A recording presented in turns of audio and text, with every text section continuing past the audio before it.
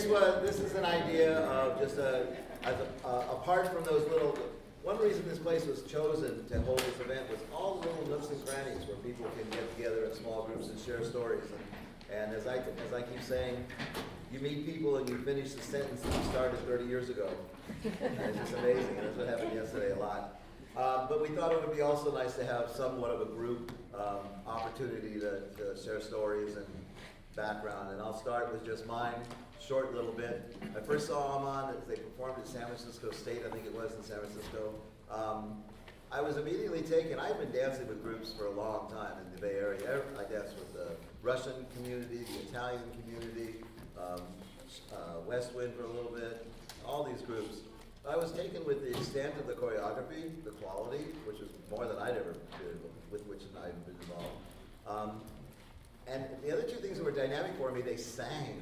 They sang while they danced. None of the groups with whom I performed really did that very well. And I thought, oh, cool, I want to do that. Much to the chagrin of some of the directors later. And also there were performers that caught my eye. Ruben Weissman. I saw him perform and just went, wow, I got to be in a group with that guy. The other one person about whom I said that same thing was right there, Mario. I just went, he goes on stage in every single eye. He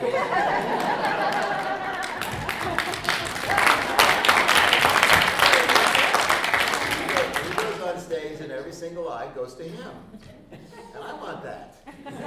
So that got my interest going. And then there was a Cola Festival shortly afterwards, and I was approached and sort of, hi, or you ever think of moving to LA?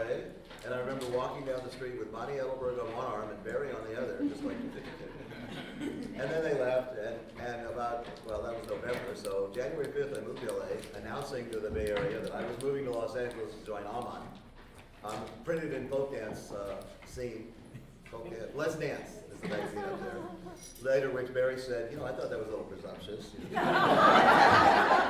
You were in my ear up there, kid. You let me down. So I came, and I played it cool. I stayed out for about 5 weeks, and then they had the first AMAN Institute at Plummer Park.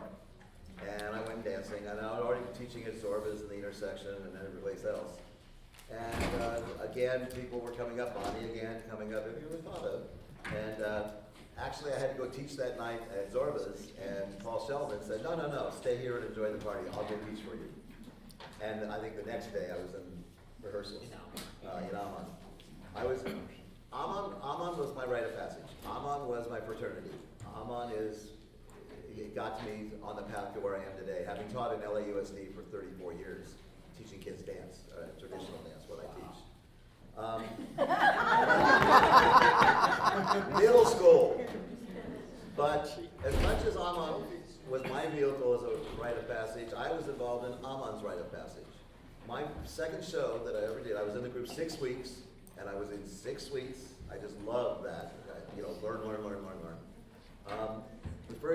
The second show I did was the big end of the year show at the Wilshire Adult Theater. Okay, everybody came in, have a good time. This next year, the big end of the year show was the Dorothy Chandler Pavilion. So that's that growth. That's the AMAN's coming of age. I was the first recipient of a scholarship to go overseas. Despite what you might think, I'm really, really shy. I didn't eat for 3 days because I just couldn't get the whole changing money and getting food. Sharon, I finally met, took me to the restaurant. Did you do it like this? So I never would have gone overseas, I don't think, without that help. I was the original director of the small group. I think Tony at a meeting said Mario has a good idea, and it was that. And I think they were looking for some place for me to be creative and to be involved because all the director positions were filled by friends, so I got that. You could have been the director of the Tall Women's Group. Yeah, right. No, I married the director of the Tall Women's Group. I did the next best thing. So I had a great run with AMAN and a great kickoff in my life. And then one summer, 1977, I think it was, I called Tony up and I said, what would you say if I said I'm going to retire and go to school? And Tony said, I am never more proud of you than right now. And I went to school. 2 years later, I was teaching in schools, and 35 years in January, I'm still there. So,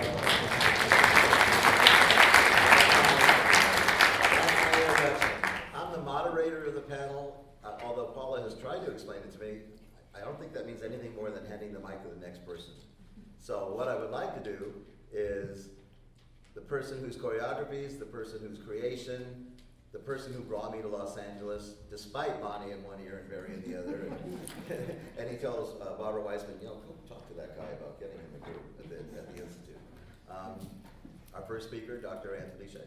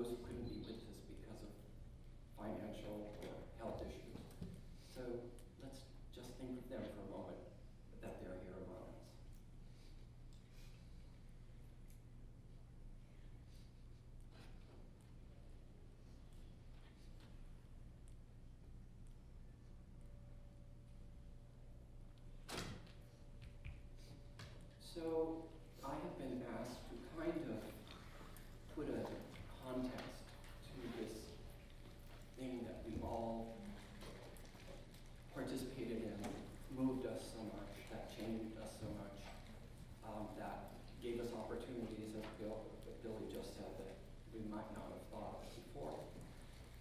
And so it's kind of going to be a history of context.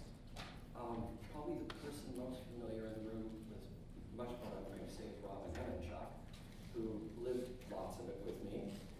But I would identify 3 factors that contributed ultimately to the AMAN experience. The first is what I call the roots syndrome. Very much in the 60s and 70s was a feeling of anonymity by many, especially white people, who had lost their ethnic identity. And since there is no such thing as an American ethnic identity, that was something people were very hungry to connect in some way with. The second thing I would say is recreational folk dancing, which was peaking in the 1950s and 1960s. Robin and I and Don Green and probably others in the room were members of the Gandhi dancers there. And the Gandhi dancers was, in that time, a very fine group of dancers who had a model for performing, and that was every year we didn't do performance dance, we did exhibitions. And we would pair one dance with one costume, and we would take the whole year to do it. We would spend most of the evening recreationally dancing. At the end of the evening, we would spend on rehearsal so that we could go to the California Folk Dance Federation, whether it was in the north or the south, every year, and we would do that performance. So that was the model that was prevalent all over the United States at that point. The last thing that happened, I would say, was the appearance on our shores in 1956 of Tanets from Macedonia and Kolo from Serbia. And for the first time, those of us who saw it were struck by the idea that those simple little folk dances that we were learning in classes like Ruby Vucic taught and other people could actually be transferred onto the stage in an attractive manner with beautiful music and lovely costumes. At least I was very much struck by this. And this time forward, that became my model. In 1958, I might add, the Yeseta company came through, and that completed the picture. I wanted to run away with the circus and go to Moscow. But that wasn't my problem. So other groups were in the air too. West Wind began about that time.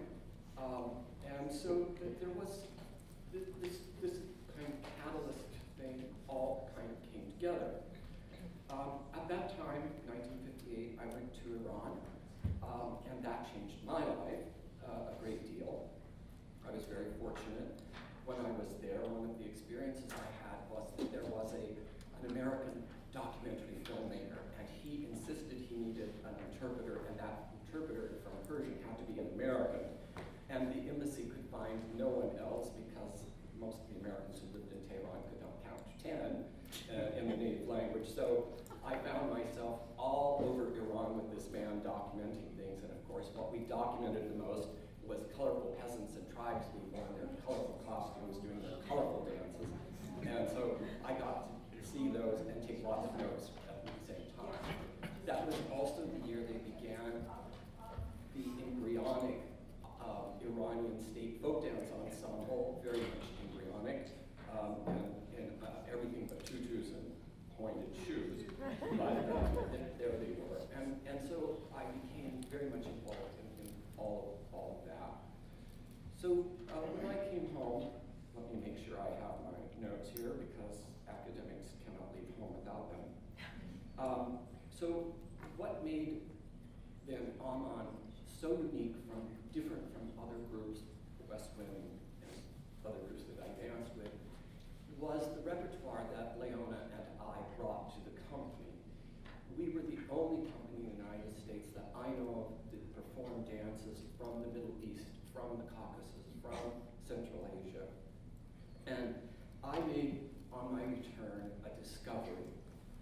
And this was the first of them. It's a book called Narodny Tanец.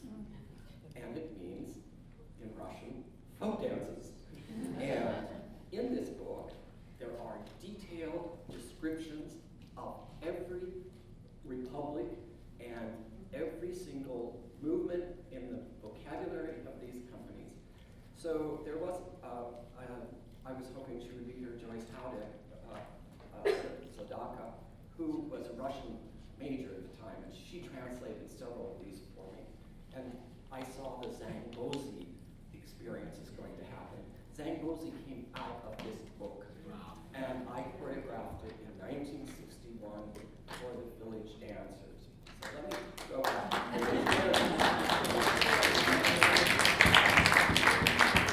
So when I came back to UCLA, two things happened. I went to the dancers and said, I have all this wonderful material from Iran. Would you like to do it? So they gave me one evening. It became very clear in one evening that this was not the group that was going to be able to perform exotic dances from Iran with hand gestures and all kinds of things going on.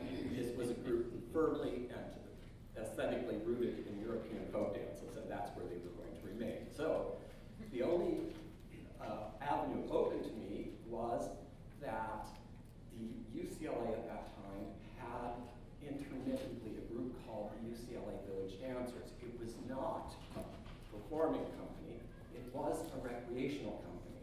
And I resurrected it because all it took was that I would go to the student union and they would hand me $25 to buy new records, and they thought I was going to re-inaugurate the recreational group, and I had no plans whatsoever for doing that. So we started out, and our first assignment was we were going to perform for the Miss Universe contest, and we were to represent Miss Turkey. Having met every single Turkish student at UCLA, I learned every single Turkish folk dance I could do, and I assembled them in a suite that we did for the night. Maybe was one of the people who was there. So that's kind of how the Village Dancers started. And what happened was I discovered that unlike the Gandhis, where you have one dance and everybody then exits with their costume, that I was going to have to purchase everybody's costume as they left the company. Realize my salary was 25 cents an hour showing books at the Los Angeles Public Library. And I was on a stipend to learn Arabic from the Defense Department. So this was not a huge amount of financing I had, but I made do, and I got a blood signed agreement from everybody in the company that as they left the door, they would sell their costume to me. So that by 1962, we did our very first performance. Thank God there were no movie cameras in place because it was a very epic kind of performance, and anybody who's in the group at that time will never forget the experience. But we managed to pull off a full evening of actual, a full evening with live music. The Hajduk's and Sam Chianis from Ethnomusicology did a full evening performance, and we somehow pulled it off, and nobody fell off the stage. So, which I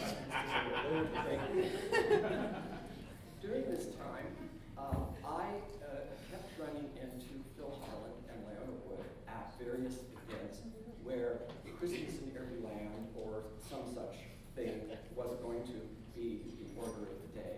Or it would be Ergun Parnes' one of those operations. So, but we liked each other and we talked. And at that point in 1963, we were supposed to go to Iran. Several of us were going to go to Iran on a research trip. And it didn't happen because the nice Iranian gentleman who arranged everything absconded with all the funds. So I got the funds back by blackmailing the Iranian embassy, funding that I would tell this tale to any and all who would hear it. So we got the money back, but I didn't break my house and so on. So we didn't get off. And so that's when I met Mardi, who thought I was the craziest thing he ever saw in his life. And so at that time, those of us who were still in the group wanted to find a new name. The Village Dancers just sounded too much like the high school gym and sweat socks. So we wanted something glamorous. And I'm glad you were not there to hear all of the fanciful names that came out of it. Like Rhapsodia, Melodia. So I remember very vividly, I had twin Siamese cats at that time who followed me everywhere like that. And I remember going downstairs into the garage and I was singing,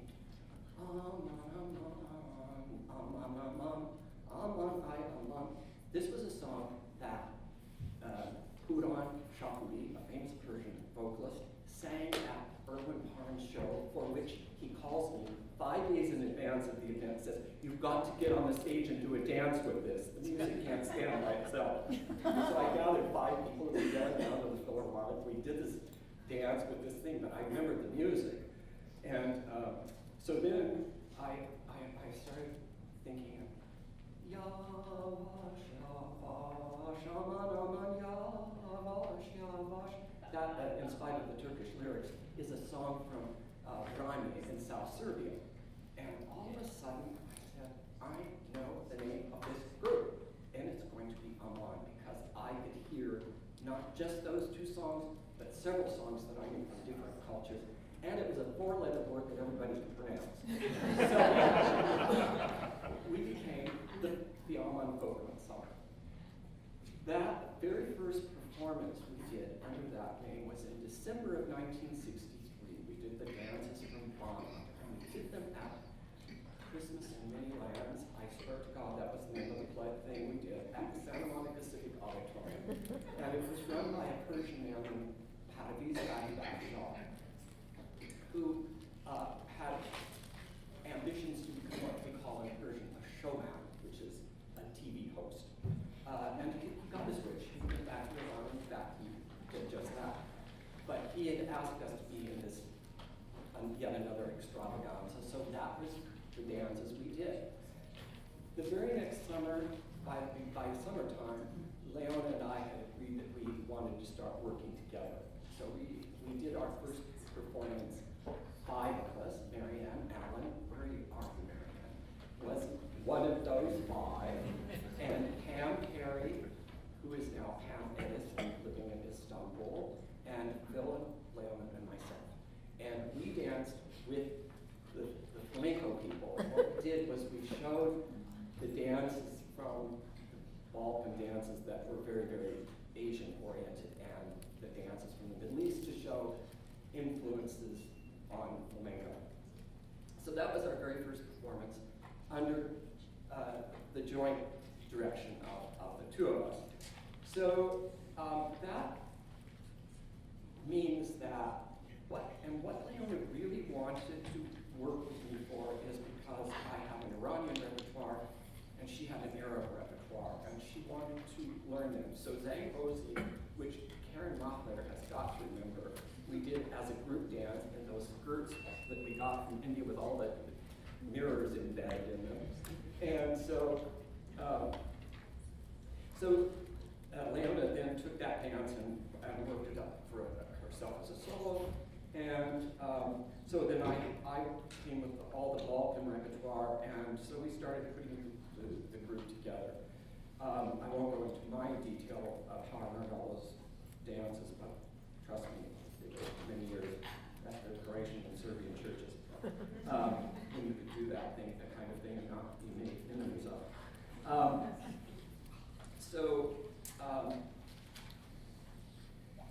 Let's see. So we also had two very good things that happened to us in the beginning of the group. The first was a film called What Did You Do During the War? And that's where I really am. And several other people, Kathy McCallick was one, and it was a big, long production. It took them 2 weeks. Pay was great. And so, but the best thing for AMAN was I got all these dancers who were, by the time I had told 20 people that I had a company, by the time I got to the 20th one, well, I was the smallest one. So we began, and almost right after that, we did Gambit, and that was another plus. And it was so authentic looking that the Moroccan students came up to us and said, if you really want to see what authentic Moroccan dancing looks like, you should go see that film.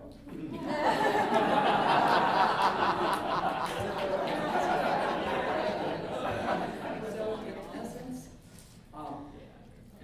the combination of the repertoire, which was the village dancers, now became the repertoire of AMAN. So it wasn't the dancers or the repertoire that changed, it was only the name.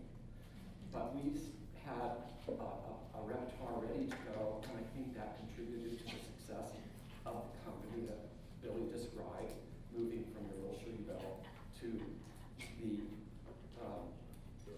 the Dorothy Chandler. And I remember sitting in a cafe that night. We were having something to eat before the show, and we were talking about how excited. We didn't know if anybody was going to show up to this concert. It turned out they were turning people away at the door, and the guy, and I said, oh, this is something, this is our night, we've done this, and I didn't tell anybody in the group that Martin Bernheim was going to come and do a review.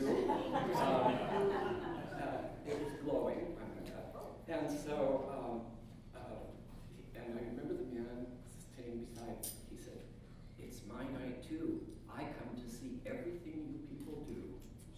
And I was so stunned by the idea of all the people in the audience that came to see us time after time that I was totally unaware of. And I realized that the venture that we had started on was really a valuable one. Thank you.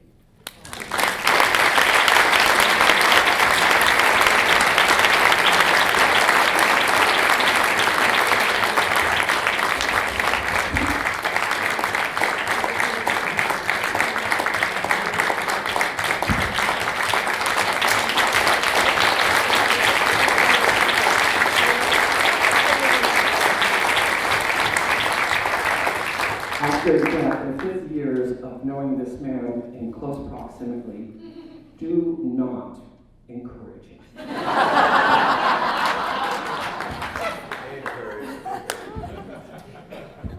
Well, I met Tony at this nightclub where they played Mambo and merengues and all this stuff. And he came up to me and Mambo, whatever. And he came up to me and said to me that he was going to start this dance company and would I consider joining him. And I said, sure, this guy's crazy, you know. And he was the only white person in there that wasn't Latin, you know. So I said, well, so I said, sure. You know. And then so he said, oh, the only thing is I'm going away for a year to Rollow. I said, oh my God, thank God. So a couple days later, he calls me and he said, guess what? I'm not going to Iran. So he invited me over to, we're doing a concert at the El Cid. And that was the show that we spoke of. And that's where I met Marriott and all these wonderful people and Tony. And I said, oh my God, this is what I want to do. I want to belly dance.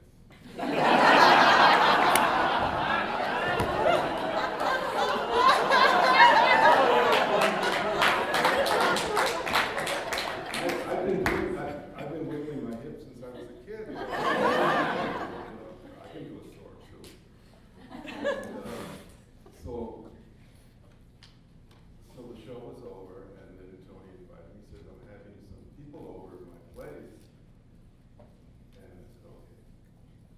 So I went, and I walk in his house, and there he's sitting with 400 or 500 people, and it's the chamber orchestra. I didn't know what a chamber orchestra was. And they're sitting playing classical music. So I said, what is this? This guy's pretty weird. I said, yeah, belly dance, classical music, and Tony's playing flute, and then he's playing bass. I was doing all kinds of musical things there. And so I went to the first rehearsal. And I was at UCLA, and I thought we were going to do belly dancing, right? And I was used to doing couple dances, so he has me with, I don't know whether Vic was there at the end. A couple of us, there were about 5 men, I guess 6 men there, and 6 ladies. The ladies were on one end holding hands, and the men were over here holding hands, and I said, this is not what I'm used to. Dancing with the ladies. So anyway, they played something I couldn't understand. They had weird music. Sounded like a duck. Didn't sound like anything I knew. I couldn't figure out what the rhythm was or anything.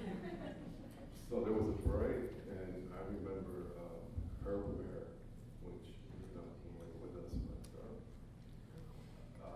he was talking to one of the other fellows, and he was saying, I don't know what I told you about this Mardi or whoever. He can't dance. You know, you can't get the rhythm, you can't do anything. Well, I was a pretty good dancer. I mean, I get invited by all the ladies to all these dance, salsa clubs, and I used to go to the Palladium, and Tito Went would come up to me and, shake my hand and say, you're a great dancer. So I said, I'm gonna learn this one dance, and then I'm gone.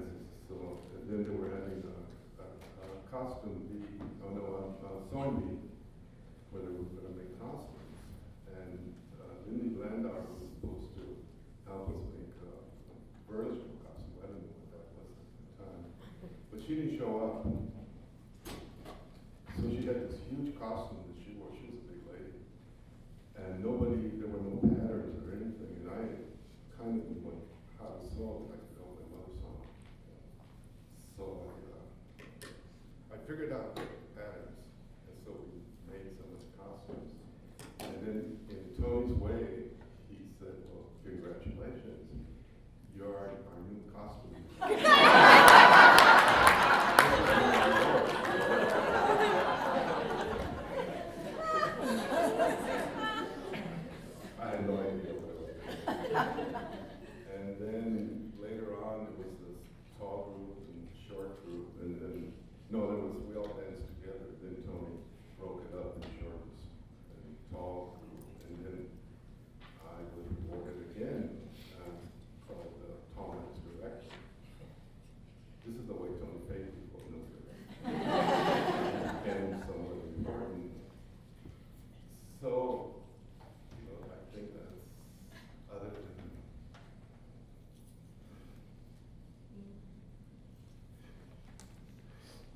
you guys became my family.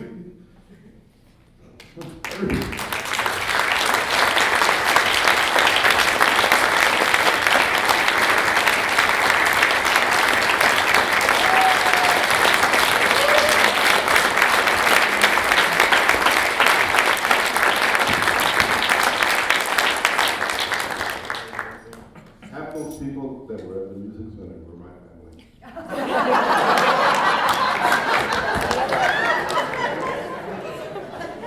You have to know that when I first met Mardi, he was very serious guy, very rarely smile. And I remember his brother coming into the dressing room and saying, "I never knew you had so many teeth."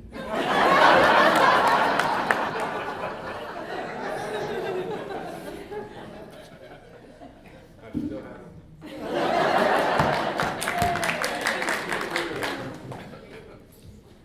Good afternoon, boys and girls, dancers, singers, groupies. I'm Sharon Johnson. I was in the group evidently because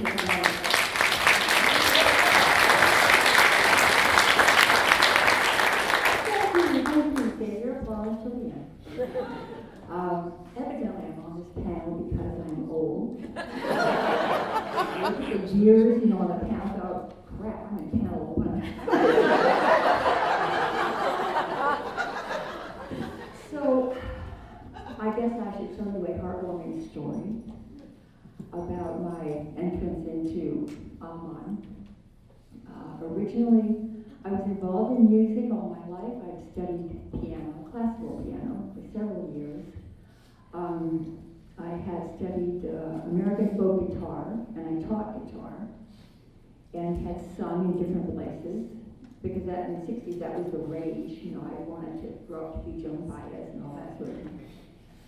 And then one fateful night, and this was a very, very long time ago. When dinosaurs roamed the earth? My friend and distant cousin, Julie Burke, dragged me to folk dance. Oh, come on, you gotta get out of the house. Come on, don't do that anymore. Come on. She dragged me to the Cafe Danza. And so we danced, and I heard, there was one guy there who wanted to do Balkan dancing. Usually it was Greek or Israeli. That was the hot stuff then. But he had a record of Balkan music, and he put it on the turntable, and I could not even count the measures. I couldn't hear a downbeat. I didn't know where, and I was lost completely. It was probably one of those, 7/8 or 8/8 or 9/12 or whatever. I thought, well, that's crap. So I don't know, that stuff there. Nobody danced to that. And nobody danced to it. So he finally packed his record up and stuck it away. But that was the first time I heard it. And then Julie further pushed me into dancing more. I kind of got a taste for it, although I could barely walk the next day. Those were muscles I hadn't used before. So we took classes with Ruby Vucciata, may she rest in peace, wonderful woman. And she finally, we learned dances and we sang a little in her class. She had us singing some songs. She came up one day with this weird look in her eye and said, "I have someone I want you to meet." Yeah, who could that be? So she said, "Tony Shay." I heard of Tony Shay, I heard of him, I didn't know what it was, but I knew that he was important, something very special, which is true to this day. Something very special. And so we went to a folk dance cafe, and Tony was enthroned at one table. And I remember Peter Israel was there that night, and she introduced us. And you know, we were a little shy. We didn't know. We knew that he was professional. You know, professional. And the dancing was. We had no idea what they really did. And so he said, "Okay, you can audition." So we did, thinking we might be dancers, which we'd never been before. So we go to audition, and it's a vocal audition. No dancing, vocal, with Don and Lindy Landauer. And they had us sing Tino Ore, if you remember that gorgeous song. And Don, we kept looking at him and saying, "Can you sing that louder? Can you sing it louder?" Well, I had never heard a village voice. I didn't know what any kind of ethnic voice was. I was singing in my own voice. And you sing, I thought, what do you want, opera? I don't know that. So. But we passed this very tense audition and then found out that we were not dancing. We were in the chorus. I didn't know there was a chorus.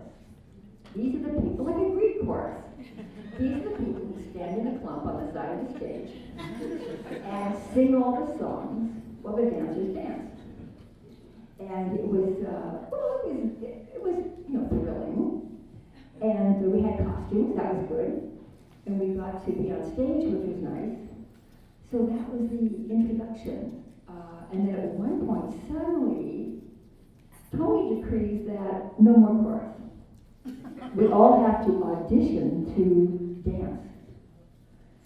So we did that, and I got in, needless to say, and started learning the dances, and from that moment on, my entire life was changed. I didn't think it would be, but you know, my full-time job became an avocation. And on, took up every other waking hour I had. And I started to really get fascinated with the music and the song. To think that there's stuff out there I'd never heard, and I kept hearing new things I'd never dreamt of, new sounds, and marvelous stuff. So we started singing, and what was really amazed me is the hours of rehearsal that you and other members of the group would put in on songs that you'd never heard before, languages you did not speak. You had to learn yards of just syllables that you had no idea what was going on, but did it happily, well, mostly happily. And rehearsed and rehearsed and rehearsed. I could see a subtle change over the years of singing being thought of as something not just complementary to, but almost equal with dance. It became a part of AMAN to really sing well. With the suites that we did, like the Lagarque, the Podramina, and all that sort of stuff. And that was thrilling. I sat out and watched shows, and when Lagarque opens, of course they clap for the red costumes when the curtain goes up, but when the vocal comes on, you can hear the audience just kind of, they were really thrilled with it, and so was I. And I could see that the dancers were becoming singers, which was marvelous. And some people worked so hard to really perfect their singing. I thought it was just terrific. Also, I was given music, which is marvelous. A lot of it had been, I didn't get in the group until 67, a latecomer. So a lot of the work had been done before. I was handed sheet music, Emil Posetto, for the entire sheet music for that, and also all the sheet music for Philip Kutev, and all the Bulgarian stuff. That was beautiful, beautiful music. So that was nice. Although I spent a lot of hours with my e-respect to my phonograph, taking off notes and words, writing stuff down off of records. Does anyone need me to explain that word?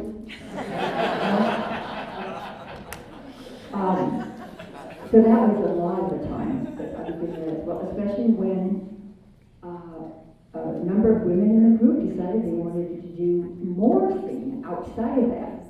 In a group we had a field lead set, and there were 12 of us, and we practiced on Saturday morning. I mean, these people were dedicated. With extra hours of practice even to perfect our craft. And we did some really beautiful things, if I do say so myself. But, as I said, it totally took over my life, and you think that maybe just a year or two before I'd never heard of it, never heard of this music or the culture, didn't even know where Croatia was.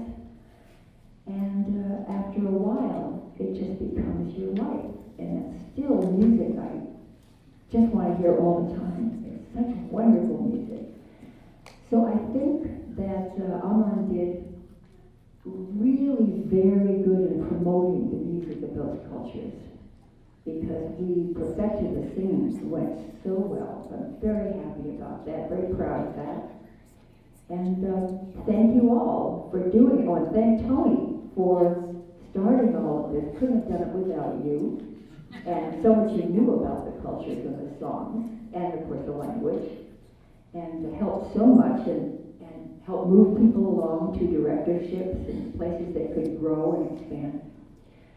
So I still have such nostalgic feelings for the group. Even when I see all of you, it takes me right back to where we were, and I can still hear, all the rehearsals, and as frustrating as it could be at times, it was a wonderful experience. I'll never forget it. Thank you very much.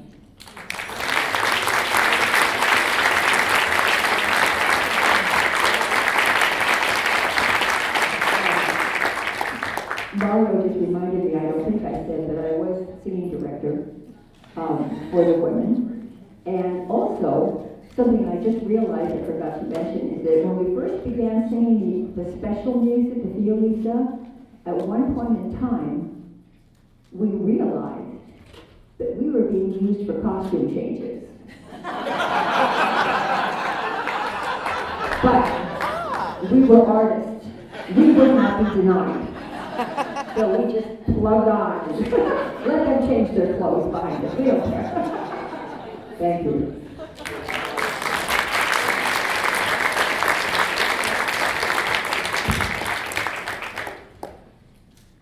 I'm Samira Haddad, Tamer, or Tamer. There are so many anecdotes, I don't even know where to start. But anyway, I will start with when I first met Leona back in 1961. I actually figured out Aisha and I, that I met her before Aisha. And of course we met dancing. I was dancing at a party and she and Phil were there. And when I danced in those days, I was in high spiky heels and a gold lame suit or something like that. I was not in costume. And they came up to me and started talking to me, and she wanted to know, where'd you learn to dance? And so I said, I just learned. I said, I remember dancing from the time that I was a child. And during the Second World War, I had a soldier boy, and I always used to dance for him when he came home on leave. And so that's where it all started with me. And then I got to be really friendly with Leona and Phil, and Leona at that time had a group called Friends of Arabic Music. And she wanted me to dance with them. And I didn't really want to commit myself. I said, I'm really busy. I just started going back to school to UCLA. And she said, well, I'll tell you what, she said. We give concerts very often on Saturdays in the student meetings. You come and I'll put you in a costume and you go out and dance. You can do the deputy. So I said, okay, I will. And who was I going to do the deputy with? It's not a solo dance.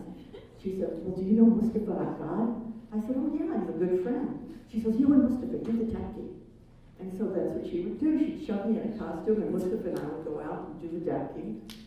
And that was my first experience being on stage with Leona and Friends of Arabic Music. So fast forward, she kept asking me. Then AMAN formed. She and Tony got together, and then she says, look, we have this dance group. You have to come and dance with us. I was too busy. I didn't, I was busy dating, I was busy going here and there and everything, and I just really didn't want to commit to any specific rehearsal nights or days, and I didn't want to have anything to do with it. So, fast forward, 1968, my life sort of changed a little bit, and I was still very friendly with Leona and Phil, and I finally consented to go dance. And if you read the little thing in the little blurb in the latest newsletter, you'll see the rest of the story. So I'm going to go fast forward to a performance we did. Of course, I think my first performance was at the Wilshire Bell. And then it was shortly thereafter that we advanced to the Dorothy Chandler. But then we started going on tours. We were going everywhere. And 1970, I believe, we were at San Francisco State doing a performance in the gymnasium. And they erected a scaffolding for us to dance on. And what they did was they put a curtain right behind the scaffolding. So here's the scaffolding, and the curtain is right back here. And we're doing a North African dance where the tall people, and at that time I was tall, I was an inch taller than I am now. We're in the back, and we're clapping, and we back up, and the lights start going down, and we back up, and bang! Tall people went down. Then the next line came, bang! On top of us. And then there was a third group. By then they figured out, wait a minute, there's everybody on the ground back there. And I'm telling you, it was at least as high as this table, if not higher. So we all fell. The audience was none the wiser for it because the lights went out, and then some Balkan dance came on.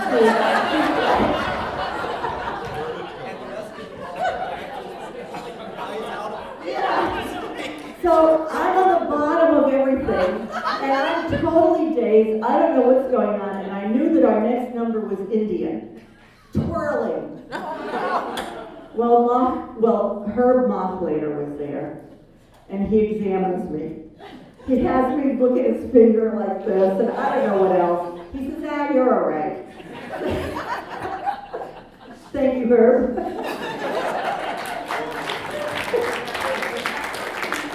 Anyway, so I changed into my Indian costume, and of course that's a lot of twirling. And I don't know, I got through the dance somehow, but I'll tell you, I was black and blue.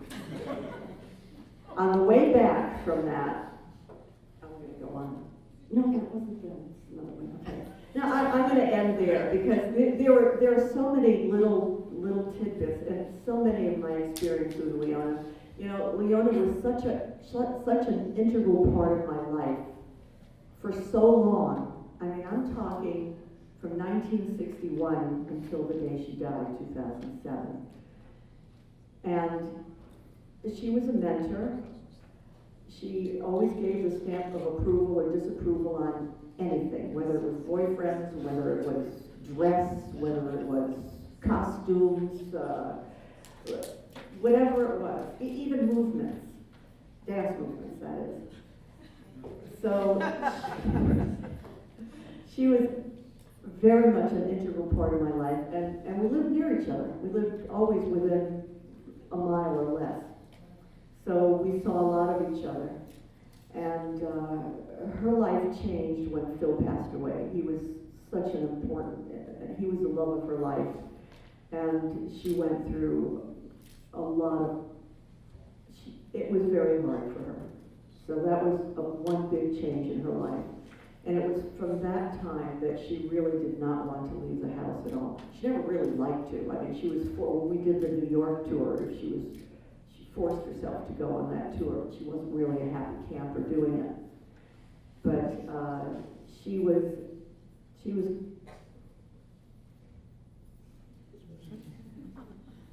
very special. And she's special to a lot of people. And those people are sitting here too. So you know what I mean. And that's it. I mean, there's a lot of other little things. I'll just give you one other one. We were in Vail, Colorado.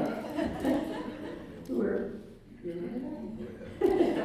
Oh, yeah. Well, there were a ton of butterflies around. Moths, actually, they were moths. And we were wearing the floating costumes. Was it Mammoth Mountain? Mammoth? Mammoth. Well, I know it was in the mountains somewhere. Definitely, it was at the foot of the ski run. Absolutely. Well, I'll tell you, I cannot stand insects. I am so squeamish. And we had to go on and dance with these moths all over our dresses. It was absolutely horrendous. And we had to smile and lift the canopy and love everything that we were doing. And these crazy moths were covering our dresses because they were very light. But anyway. I was in the audience, it was gorgeous.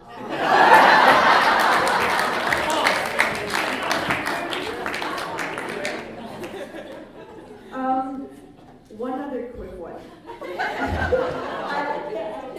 No, you've got plenty to tell. This was, let's see, this was, oh, we were already married then. We've been married a long time. That's how we met. AMAN with us. But anyway, when Errol was born, our son, we would take him on tours. I know Tony hated it when he came. Tony was not a happy camper with Errol on the bus, but he was a good boy.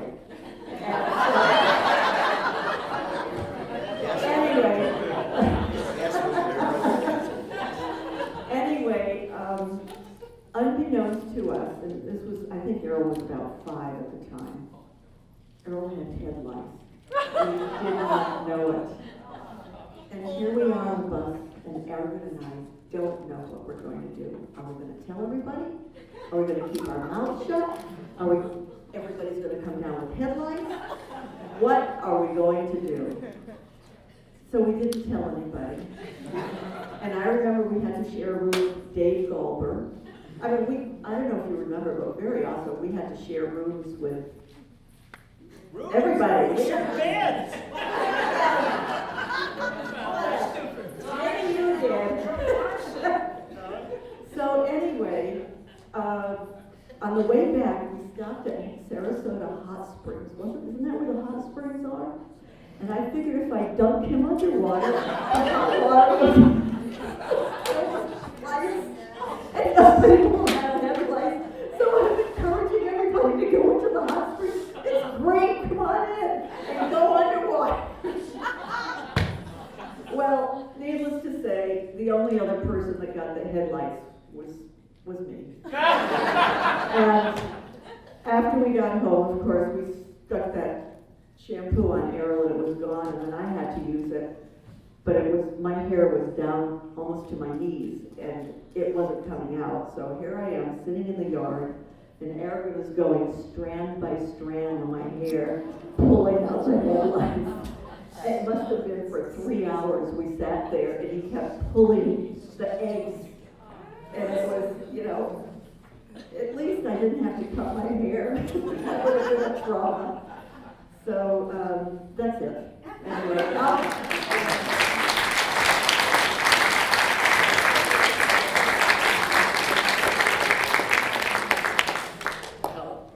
I am Ergun Tamer.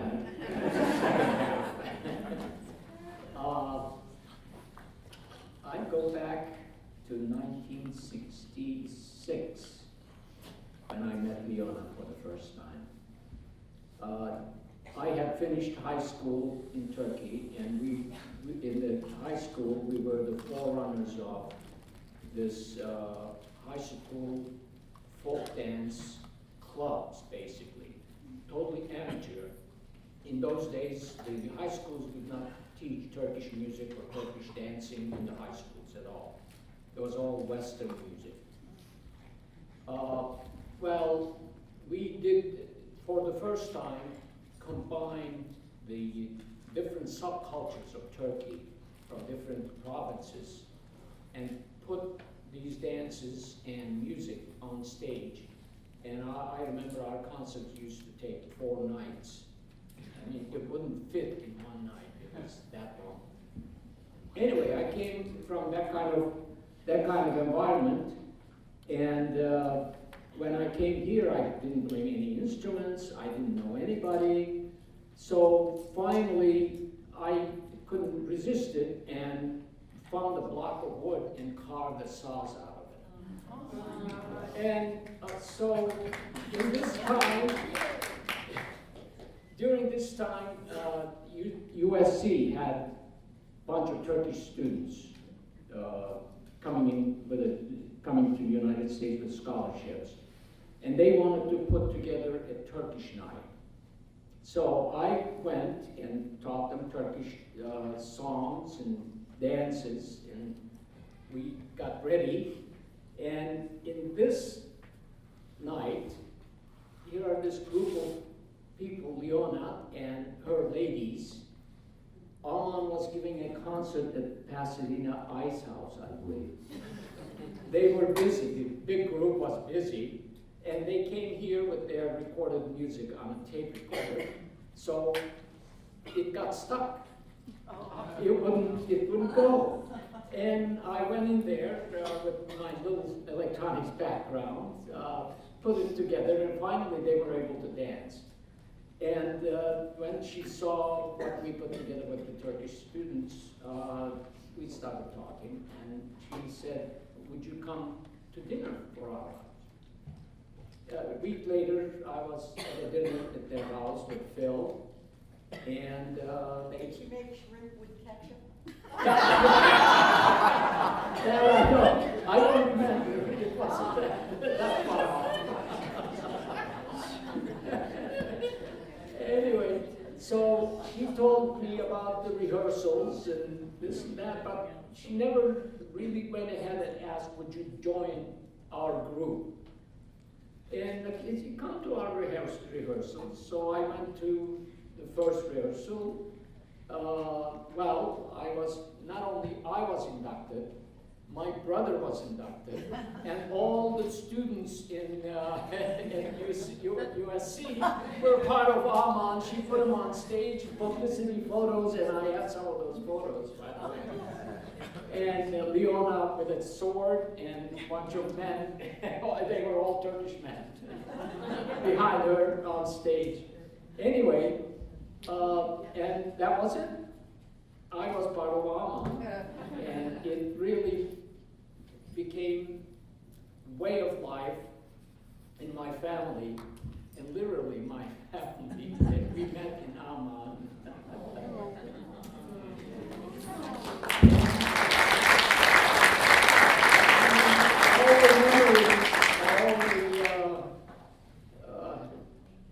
Well, anyway, so here we are. Yeah. After decades of involvement with AMAN, here we are.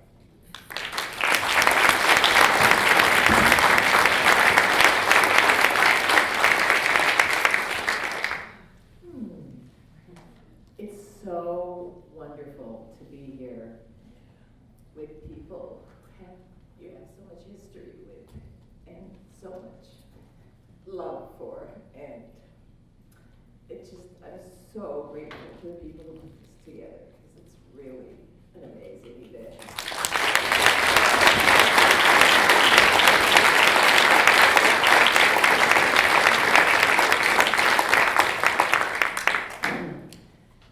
So, I came from a family of dancers. Both my parents, my mother and my stepfather, were modern dancers, and ran dance studios, 7 dance studios in Los Angeles, spread out in a lot of poor areas. There was a studio in Watts, and a studio in Inglewood, and Whittier, and all over the place. They were very dedicated to multicultural activities. There were concerts at the studio, and I was exposed to lots of different kinds of music and dancing growing up. We took folklorico classes as well as ballet and modern and all kinds of things. And at home, you know, I was listening to Olatunji and to Tonnets, you know, know, and I didn't know anything about these cultures, but I sure loved the music. And I came to AMAN at a time in my life when I was in my early 20s. And, you know, the whole the world was ahead of us. Our lives were ahead of us. And, excuse me. The group, you know, became family and community. And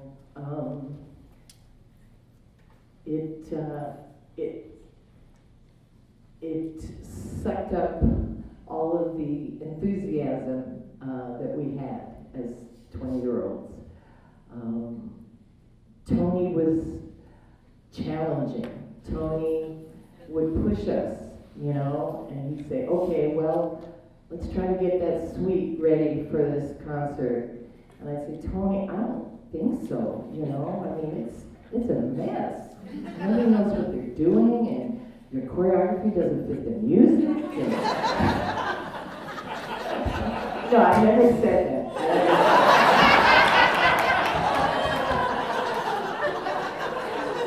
You never said that to Tony. But, you know, he pushed us, and we had that satisfaction of working really, really hard towards this performance, and it was just the most wonderful experience. You know, I feel like Tony and Leona and Phil, because of who they are and were, attracted a really large group of talented, many of them confident and outgoing, not afraid to get on stage. And it just was this core of energy and talent that was really exciting to be a part of. For me, the singing was an eye-opener. I had sung all my life, just, you know, with friends and folk music, whatever. But I remember when Don and Lindy started working with us on singing, and, you know, to be a part of this huge sound was so thrilling to me that, you know, it was just a whole new world, So, you know, I came in and Tony found out that, you know, I had some dance background and asked me to lead warm-ups, and I think the first time I did it, everybody was leaping across the floor, and it was amazing. It was, you know, it was great for me because I felt like I had something to offer, and because I was just learning like crazy. I mean, for me, just getting into the female Balkan thing, you know, I was used to living life in a second position plie, and it didn't make it. And so for me, you know, those years at the intersection were about keeping my legs together and trying to find a balance.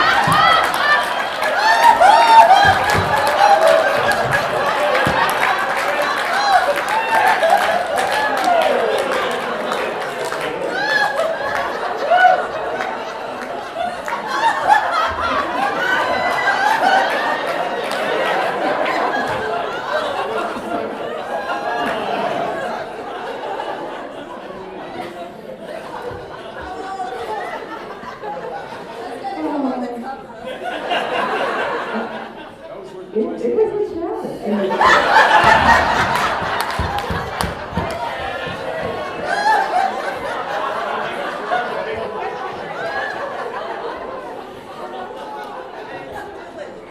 And being short women's director was, you know, a great experience in learning how to be a leader and shoot for consensus, you know. It was a privilege. It was a real privilege. That's it. I'm finished.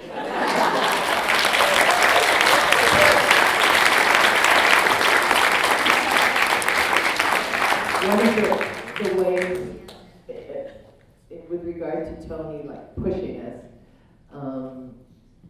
I remember every time we'd have a meeting, you know, towards the end of the meeting, Tony would say, "Raise your hand if you can go to Bulgaria." You know? This is before the group really started touring. We were pretty much LA based, but I still think about that. Raise your hand if you can go to Bulgaria. You're also told, don't go until you can see the whites of the tickets. Those warm-ups taught me the toxic slip. Yes. I came with a 3-page script to talk about infrastructure and how we got Evelyn Hoffman and Diane Disney Miller involved. And I'm grateful to be at the end of the line because I've thrown it out. If you want to see the notes, I'll be happy. In fact, we'll put them online or something somewhere else because there's some important history there too. But I've come to realize that sitting at this end of the table, we were all very lucky. Tony, Leona, Phil were clearly the first and the leaders of this company, but they were generous in letting every one of us own it. And that was remarkable. We all owned AMAN and got opportunities to become leaders in different capacities. I'm looking at a room full of assistant directors, but it was important. We had real respect. AMAN became a cause. AMAN became something very, very near and dear, and it was why we were willing to give up just about everything else in our life. I feel like how much pop culture I did not know about. Because this was where my time was spent. And it's depressing to know that my wife got to go to the Beatles concert at the Hollywood Bowl when I was too busy doing something with AMAN to even think of getting in line to buy tickets for things like that. I did make up a sheet full of little anecdotes that I wanted to talk about and then crossed out half of them here. I'm going to put my glasses on and set my timer for 4 minutes so that I don't go too long because we've got a lot of people here who should be talking as well. But I can remember coming into AMAN to participate in Gambit. I was taking a dance class with Elsie Dunnan in the upper stairs of the UCLA Women's Gym, and AMAN was rehearsing downstairs. Heard that they were going to do Gambit, and I figured Hollywood was waiting for me, so this was my way to get in. And I went down to the rehearsal. They found out that I could do a double pressing, whatever it was, for the Burke dance, and so that made me even more attractive to the company. And they kept putting off the rehearsal, the filming, just long enough that I got sucked into all of the rest of the repertoire that was part of AMAN at the time. And I do remember, I was just telling Samira, Ergun, and Leanne about one of my first encounter with Leona was when she came into the rehearsal and was asking, as a fundraiser, to raise cash to pay for somebody's abortion. You know, I'm an 80-year-old kid going, this is a hell of a company. That's why you want to keep your legs together.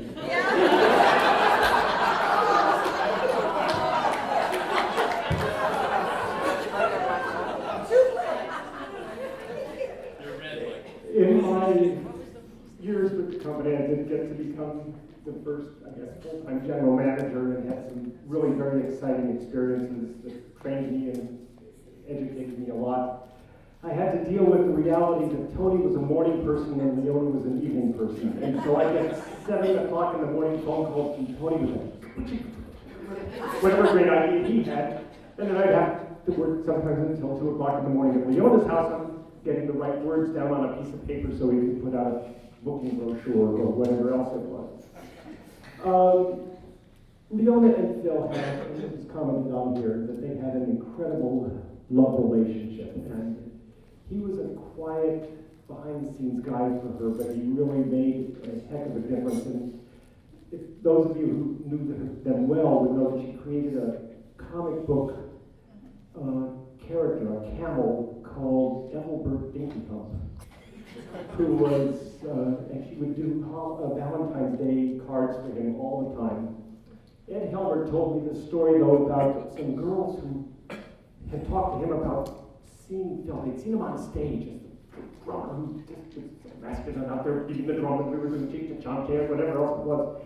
And they saw him at Trader Joe's. And they wanted to go over and talk to Phil, and they went over, you're in AMAN, and they expected this big guy from AMAN to talk back to me. He said, yes.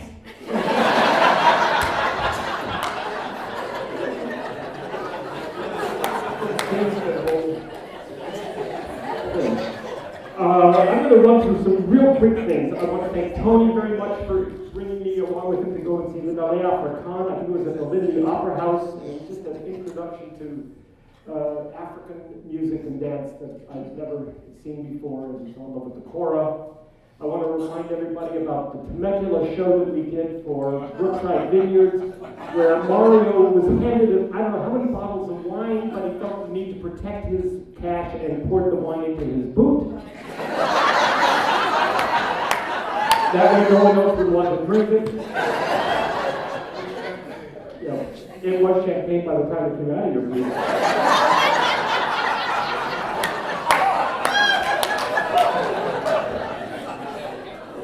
I want to make a special mention too, because I think we've had a number of turning points in our career. In fact, Moon, I think you came back from that trip green, if I'm not mistaken.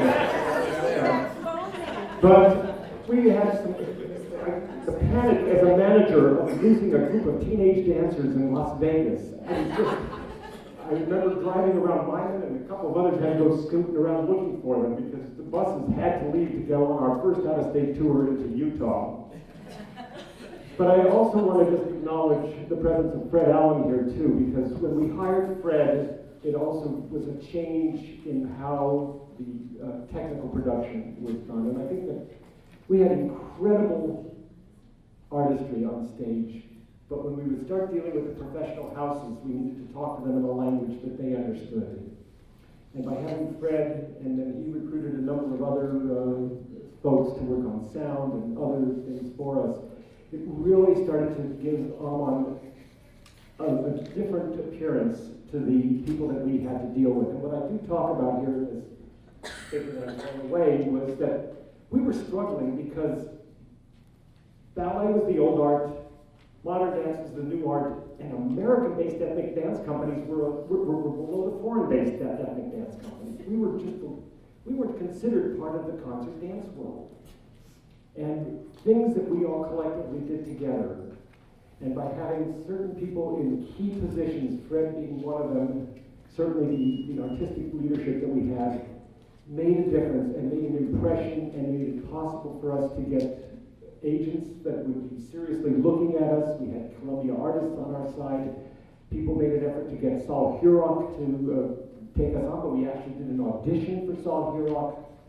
And it wouldn't have happened if we didn't have this collective drive to be perfect. When you think of the rehearsals where we all just spent time after time to go back and do that step over again so we'd all look both joint tight, it was an incredible passion that we all had together, and the teamwork was really remarkable, and I'm just very, very grateful because it led me to a beautiful career. Thank you.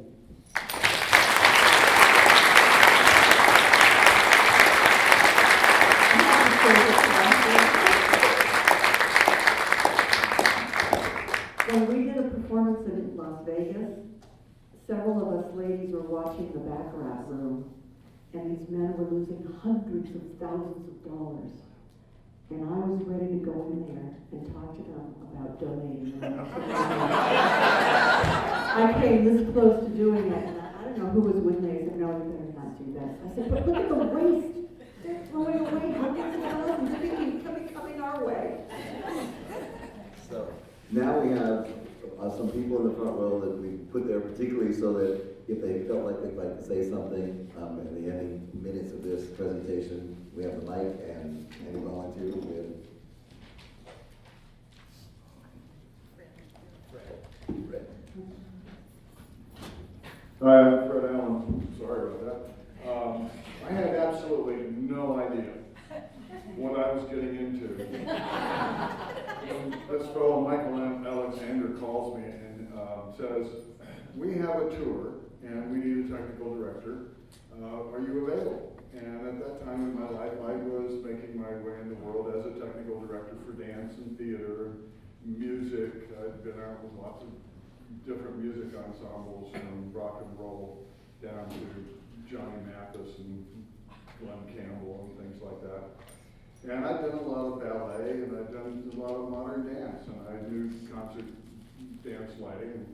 So on about, I think it was less than a week's notice, I took off with this two-bus ensemble of people doing dance and music that I had never, ever heard. Anyway. Yeah. Our first concert was at Bridges Auditorium in Claremont. And what I didn't tell anyone is that I was on the crew at Bridges Auditorium, and everyone there knew me, and they wouldn't allow me to fail. And so we put on a show there, and I know that Michael was more than a little impressed.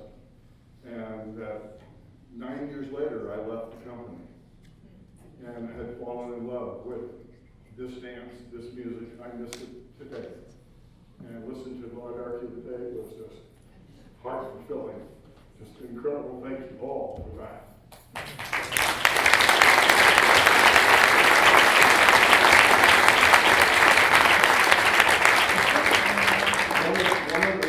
One of the incidents that really changed my life was Michael came to me one time and he said, you know, we've had this guy, Reuben Mack, who was our agent, and he was looking so-so.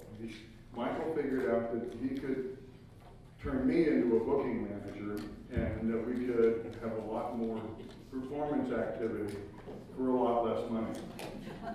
And I thought that he had completely lost his mind.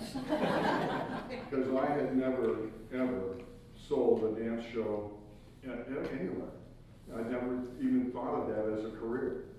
And so I, after a lot of conversation, took the job on and was booking manager for 2 seasons. And until David Lieberman came along, I did hold the record for the most amount of touring with the AMAN Folk Ensemble. We did 13 weeks my second season, and I was really proud of that. And it was a really great time.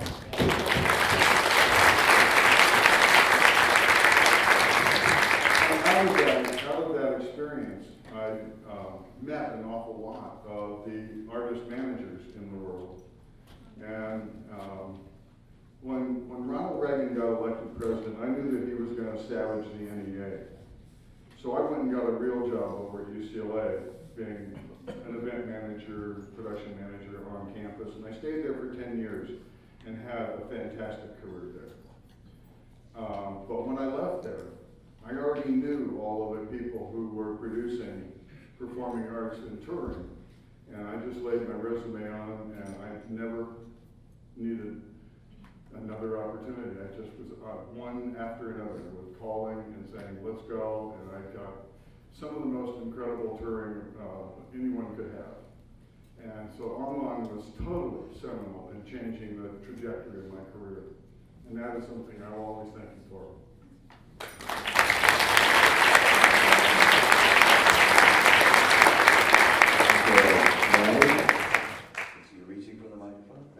Sort of. I don't have much of a voice left. Blew it in the first night. Talking and schmoozing with everybody. Crying now. I don't know if I can see my notes. Well, those early days, Tony. I met Tony at Cole Avenue, only I didn't know his name. In fact, I knew nobody's name. I was so busy looking at my feet because I didn't know how to dance yet. and it was Balkan dance. And this guy comes up to me and says, "Would you like to join my group?" I didn't say, "What's your name? What kind of group?" I said, "Where do you practice, or where do you meet?" He said, "UCLA." I said, "Okay. I live at UCLA, I don't drive. It's a hassle for my boyfriend, Ed Liddell at the time, 1959. So it was a hassle for him to leave his Linus Pauling band, the Bomb Group, and drive me to Cole Avenue and then have to pick me up." "Okay, I didn't find out your name." He just said, we meet at UCLA, and I think it was Wednesday nights or something. I don't remember what night it was, but, well, I never looked back. Still here, guys. I think I'm the only one except for Ian in the room. Is there anybody else here from the Village Dancers? Oh, good. Hi there. Okay. Well, you all know we had some wonderful times. What Tony was talking about, the Miss Universe contest, I remember vividly. Our Turkish costumes. We brought a picnic lunch with us. We had hot watermelon and cold hot dogs. And the blondes in the group had blonde braids made out of black yarn. It was really tacky. We had fun. Anyway, and we stuck together through thick and thin. I went away for a little while, had a baby, lived on a kibbutz, taught all of village dancer repertoire to a group on a kibbutz on the Lebanese border. They were doing the Croatian flying circles. They were doing a lot of stuff. Deutsche Vokals, all kinds of stuff that we did. And I came back, and the group is now AMAN and just starting up. I think Tony liked my hair. I used to wear braids, and it was hot, so I'd roll them up, and I looked like a ballet dancer. So he asked me to do a ballet part with the group. I don't think he knew if I knew how to do ballet or not, but I looked the part. Surprise, I did know how to do it. But what happened with Tony, with you brought out the best in everybody. You gave us a chance, and you found the good things, and you really highlighted them. That's a leader.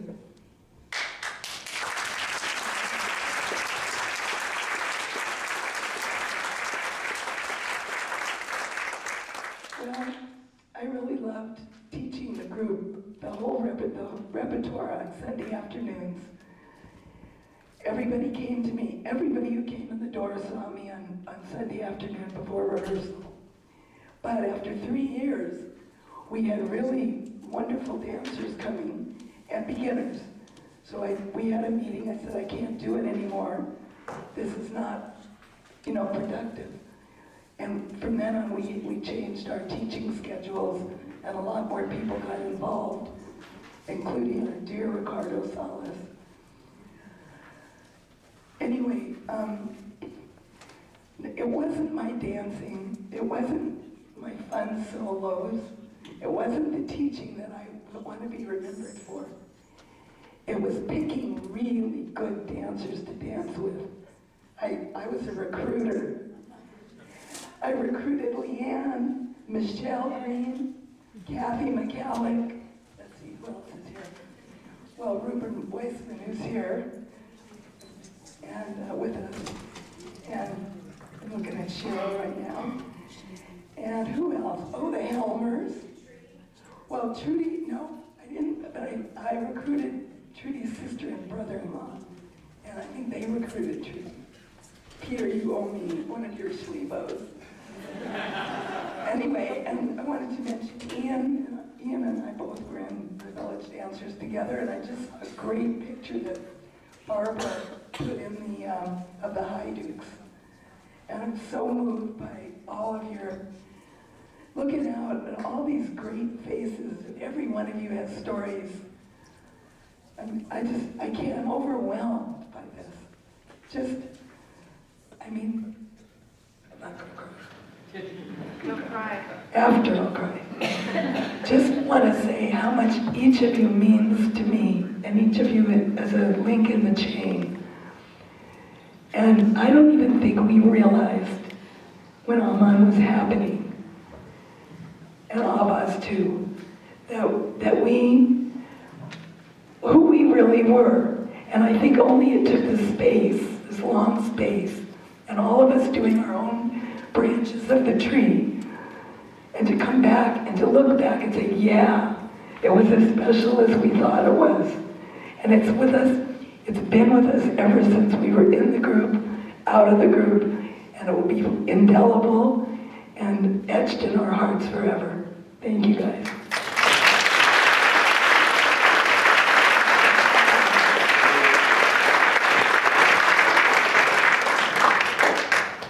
Hi, I'm Mardi, Rollow, and I'd like to tell you about my experience when I first joined the group.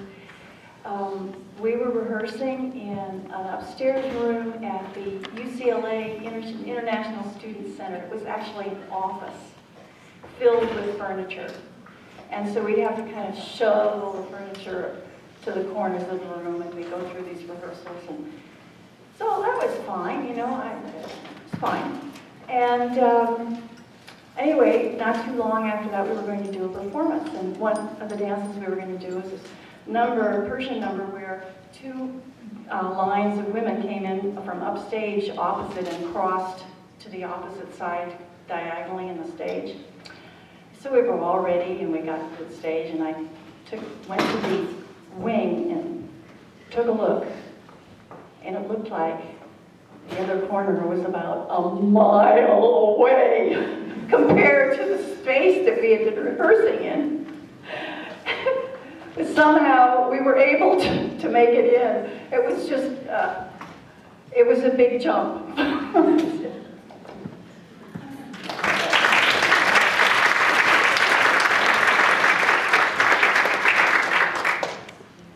Hi, I'm Burke, and I hope that Gloon tells his kids that I saved his life on that trip into hospital. That's going to be my immortality, with him throwing up in my lap the whole time. Actually, everything that everybody has said resonates with me, and I could tell a million other anecdotes, but what I really wanted to do at this moment is to give a shout out to Billy and Susie and their fantastic committee for putting this together. For Tony, for Naomi, for Phil, for AMAN, for all of us. It was totally amazing. And I'll save the rest of my anecdotes for boring you to death individually. Say hi, Chris. No, hi. There's really nothing I can add to everything that's already been said, because you guys said it so eloquently. But that's it.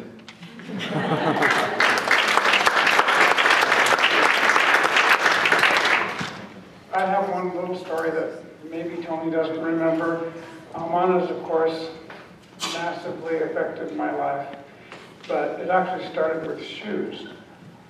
I was going to Ruby's Wednesday night class, and my friend Michael Anthony had already been invited into AMAN, but I hadn't been.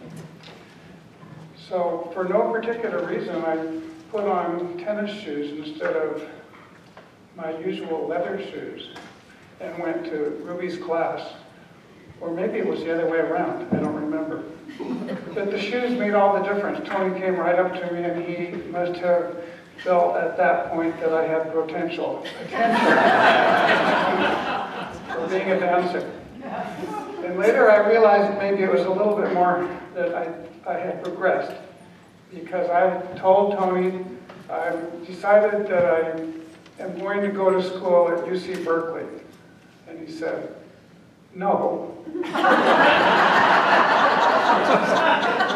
You have to go to UCLA so you can be an AMAN. And so I said, okay.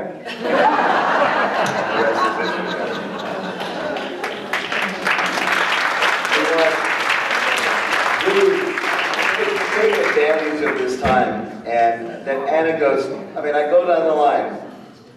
Chris Yeseta shows up at a small group show at 8 o'clock in the morning in that old VW bus. And we said, Chris, your lights are off. He said, well, of course it's off. It's daylight. I said, no, they're off. Someone stole them last night. It's true. Bonnie, who on 2 or 3 occasions kept, you ought to join that. You ought to go south. And then I finally get here and she invites me to dinner and I got Barry's car that gets flooded out in the valley. I showed up 2 hours later dripping on her doorstep. You remember that? No, you weren't amused. Dave Shochat rebuilt my Volkswagen. I mean, this is a hobby, this poor old beat up thing. We've got to move on. I want to close with something that AMAN helped me realize. It's a message I give to all my students, and that is the joy of celebrating a culture through its music and dance is found in the head, heart, and soul of the performer.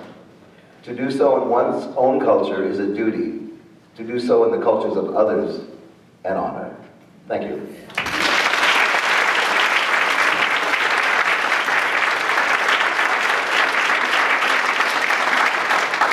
Besides thanking all of you for this absolutely wonderful opportunity, I have to finish the story that Samira began about the concert we did in San Francisco State. The concert was in a very large thing, at a very, very huge auditorium, and it had these tables that were folding tables that they had strung together. And so this was only the first act with the entire Oriental group falling off the stage and Balkan group pulling them out from under, and then trying to get onto the stage. There was a large banner that said International Night Students Festival something, something, something, and we did Tonnets from Cook. And I remember Leanne was in that, and there were, and Katie, and they have these very ornamental pins in his hat. And Katie walked out, and it was very apparent to us on the side that she and this huge banner were attached. The banner is waving, and the banner is waving. And they're singing this very atonal sort of song, and I could see her say, as she stepped forward, oh shit. And fortunately, the banner detached. The end of the evening, however, was the climax. We were doing our show suite, and I am on the side. I didn't perform in that suite, and I am watching the stage going bang, bang, one at a time. The little things that are holding the table apart are coming apart because the things that they strapped them together with were falling apart. Sea clamps were popping off. And the stage began to open like the Red Sea. And so I ran to get the stage crew, and they had to literally get under that stage and hold it together until the end of the evening. That's the part that the audience never sees. And I don't know if Tony realized that we could make the front of it bounce, and we were seeing how high we could get it. We got to go on. We got more stuff. My wife is back there going.